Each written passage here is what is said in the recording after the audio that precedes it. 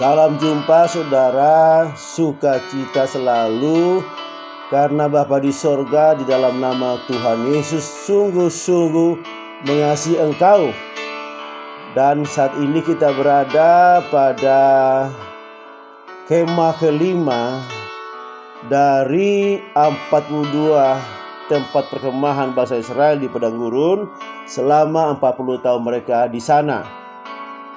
Sebelumnya mari kita sama-sama kita berdoa. Bapa dalam nama Tuhan Yesus, terima kasih buat hari ini, hari yang baru bagi kami, dan Engkau berikan kepada kami untuk kami boleh menerima kasih yang baru, sukacita yang baru daripadamu Tuhan. Dan Engkau menyertai kami hari ini, dan Engkau akan membuat kami beruntung dan berkemenangan Tuhan. Terima kasih, kami mau belajar dari firman-Mu. Mari kuasai hati dan pikiran kami, jamah hati kami, supaya apa yang kami pelajari dari tempat perkemahan yang kelima ini, dari sana kami diberkati. Di dalam nama Tuhan Yesus, haleluya, amin. Bilangan 33:9, mereka berangkat dari Marah, lalu sampai ke Elim. Di Elim ada 12 mata air dan 70 pohon korma. Di sanalah mereka berkemah. Keluaran 15:27, sesudah itu sampailah mereka di Elim. Di sana ada 12 mata air dan 70 pohon korma. Lalu berkemahlah mereka di sana di tepi air itu. Saudara, jadi mereka sekarang ini berada di Elim, yaitu tempat perkemahan yang kelima. Elim itu artinya kekuatan dan pohon-pohon besar, ya. Dan di sana ternyata ada 12 mata air dan 70 pohon korma. Dan di Elim ini mereka sungguh-sungguh boleh beristirahat dengan lega, dan kekuatan mereka dipulihkan karena di sana airnya melimpah-limpah. Karena ini daerah oasis, maka ada 12 mata air ini, dan luar biasa lagi ada 70 pohon korma. Jadi di sana mereka mengalami ketenangan, ya, nyaman di tempat itu, dan mereka sungguh-sungguh beristirahat dari keletihan mereka selama 10 km jaraknya dari Marah, tempat perkemahan keempat, sampai kelima ini ada 10 km mereka berjalan.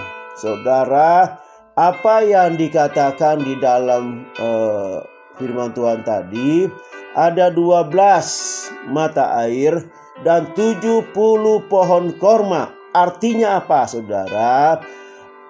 Angka 12 dan 70 ini artinya apa? Angka 12 itu bicara adalah suku-suku bangsa Israel yang sedang berjalan, 12 suku ditambah dengan orang-orang yang lain yang mengikut mereka.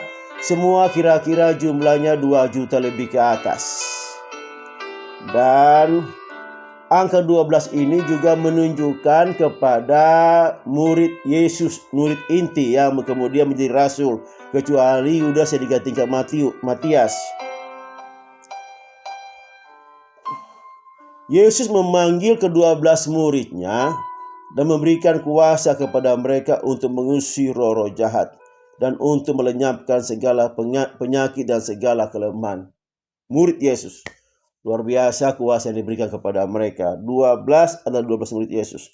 Kemudian ada juga 70, yaitu bicara tentang tua-tua bangsa Israel.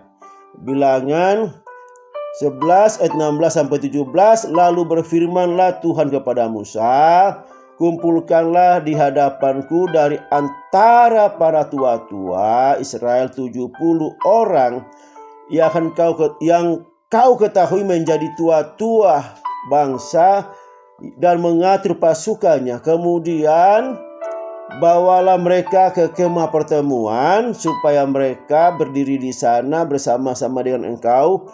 Maka aku akan turun dan berbicara dengan engkau di sana, lalu sebagian dari roh yang hingga padamu itu akan kuambil dan kutaruh atas mereka, maka mereka bersama-sama dengan engkau akan memikul tanggung jawab atas bangsa itu.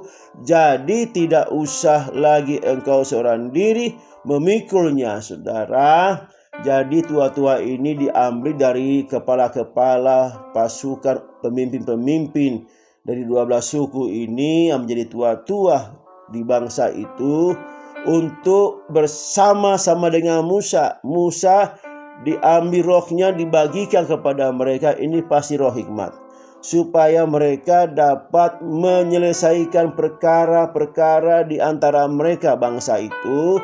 Karena kalau cuma Musa sendiri, dia mungkin lama sekali penyelesaiannya. Bayangkan sekian 2 juta sekian cuma Musa sendiri, dia tidak bisa menyelesaikan dengan cepat.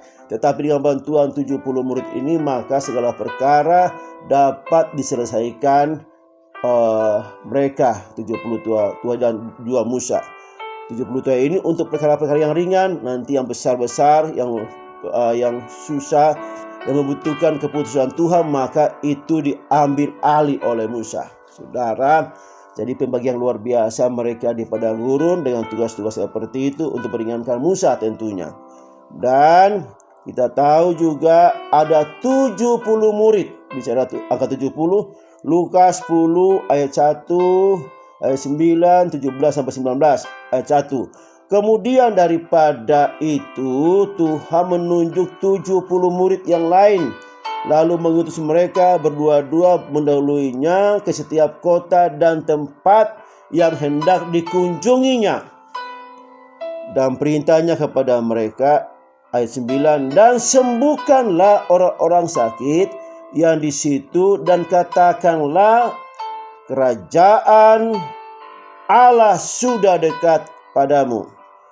Kemudian setelah mereka pergi melayani keluar ke kota-kota di mana mereka pergi, lalu mereka kembali kepada Yesus dan melaporkannya. Kemudian ayat 17, kemudian ke-70 murid itu kembali dengan gembira dan berkata, Tuhan, juga setan-setan takluk kepada kami demi nama-Mu.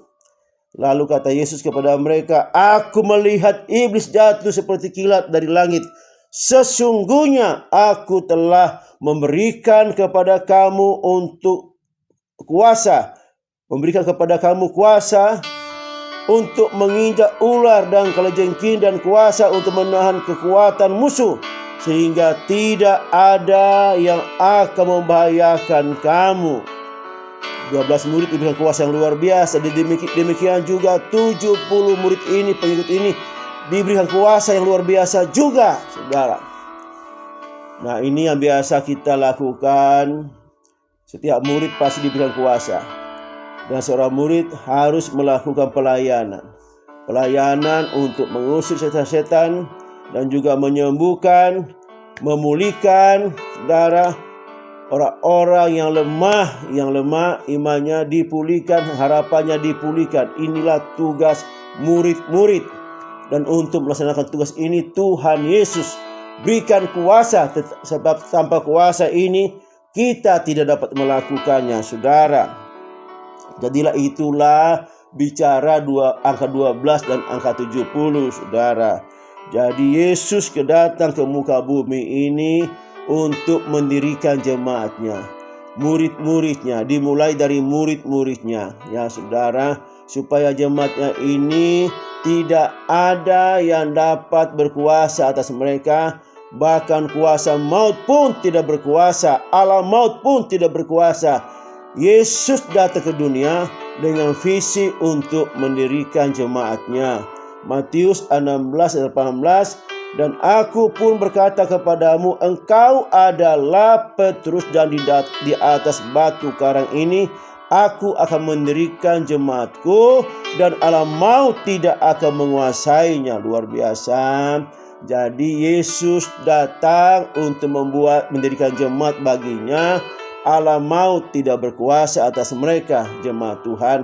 Dan jemaat ini, saudara, dimulai dari 12 murid utama yang menjadi rasul, dan juga dimulai dari 70 murid. Yang pertama-tama mereka di Yerusalem, kemudian berkembang sampai saat ini, saudara. Dan sekarang sudah mencapai 3 miliar orang percaya dari 8 miliar jumlah penduduk saat ini. Termasuk saya dan saudara, termasuk saya dan saudara ada di dalam ini. Kita ini adalah orang-orang yang dipilih Tuhan dari semula untuk menjadi jemaatnya. Roma 8 ayat 29-30 yang jadi kita ini adalah orang-orang yang dipilih Tuhan untuk menjadi jemaatnya. Roma 8 ayat 29-30, sebab semua orang yang dipilihnya dari semula, mereka juga ditentukannya dari semula untuk menjadi serupa dengan gambaran anaknya, supaya ia anaknya itu menjadi yang sulung di antara banyak saudara. Jemaat Tuhan adalah saudara bersaudara, dan Yesus sendiri menjadi yang sulung di antara saudara, karena kita diubahkan menjadi serupa segambar dengan Yesus Kristus. Ayat 30, dan mereka yang ditentukannya dari semula, mereka juga dipanggilnya, dan mereka yang dipanggilnya, mereka juga dibenarkannya, dan mereka yang dibenarkannya, mereka juga dimuliakannya. Saudara, gereja Tuhan dimulai dari 12 orang murid dan kemudian menjadi 70 murid pengikut, dan sekarang sudah berkembang sedemikian rupa, saudara. Sudah banyak sekali orang-orang yang dipilih Tuhan dan akhirnya dimuliakan Tuhan. Kitalah orang-orang itu, saudara. Bersyukur bahwa Tuhan memulai visinya mendirikan jemaatnya dari 12 murid, dari 70 pengikut, saudara. Dan saat ini kita menjadi bagian dari mereka. Terima kasih Bapa di surga. Terpujilah Engkau. Kami inilah orang-orang yang percaya oleh karena kami menerima Engkau sebagai Tuhan dan Juru Selamat. Dan setiap orang yang menerima Engkau sebagai Tuhan dan Juru Selamat, janji Tuhan luar biasa, kekuatan, kelegaan, dan hidup kekal bagi setiap orang yang percaya kepadamu. Di dalam nama Tuhan Yesus. Haleluya. Amin.